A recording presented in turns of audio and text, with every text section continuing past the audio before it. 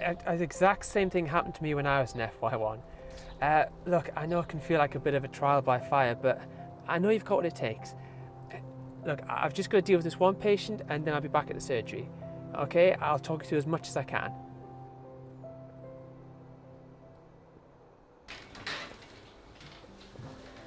Morning, Christine. Is it? Yeah, must be nearly time for you to head home. So it is. I'll just hang on though until you've done with Kath. I don't like handing over to the day staff loose ends. So she woke up a couple of hours ago complaining of chest pains. We've propped her up, but her breathing just seems to be getting worse and worse. Morning, Kath.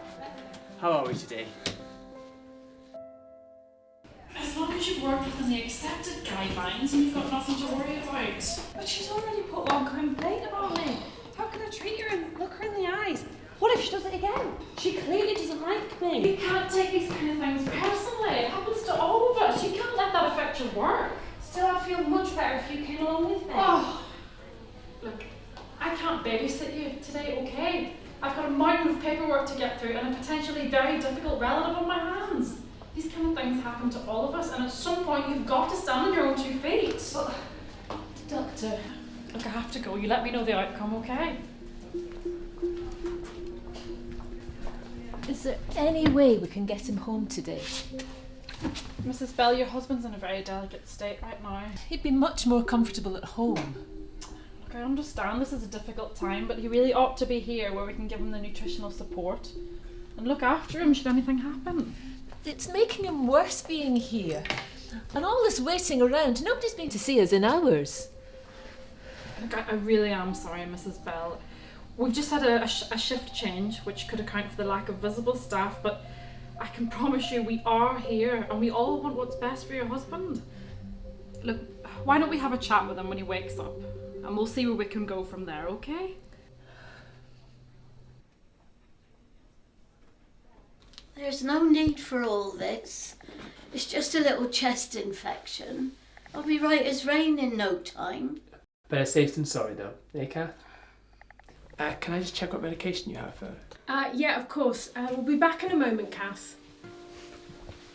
I think it might be worse than just a chest infection.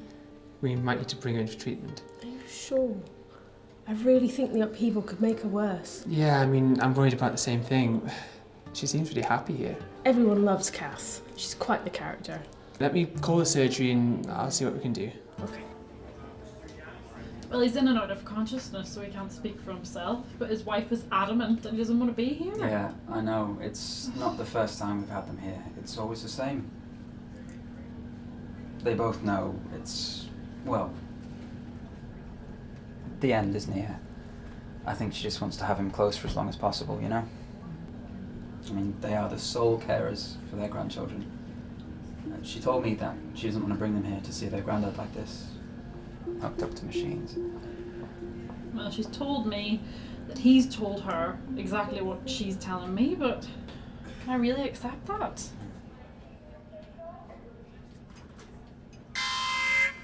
It's Mr. Bell.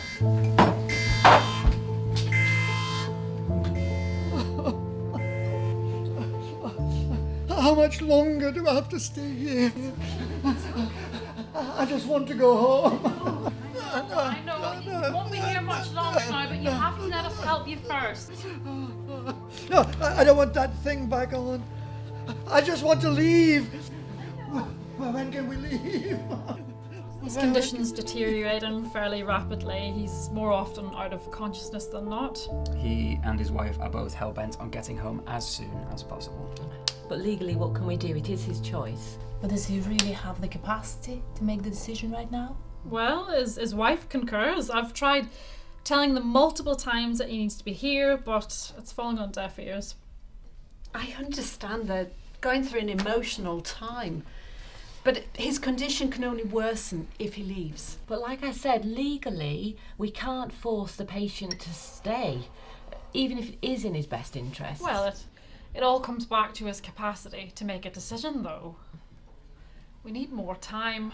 But ethically, if we had clear decisions from the patient, then that's fair enough. But right now, sending him home against the best interest of his health, it's just something that I cannot in good conscience do. I suggest we keep him in for observation for another day, monitor his capacity, assess his capacity, and then we'll make a decision.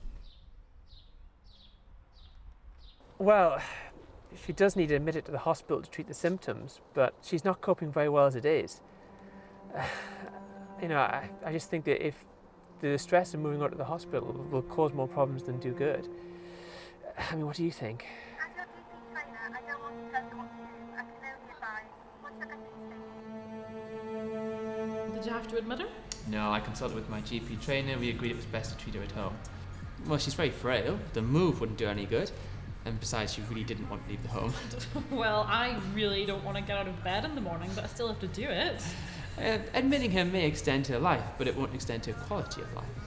I think we're going to have to agree to disagree on that note. I think I would rather see her treated properly and not in any pain. She's not in any pain. She's uncomfortable. And the best people to make her comfortable are the ones that know her best at the home.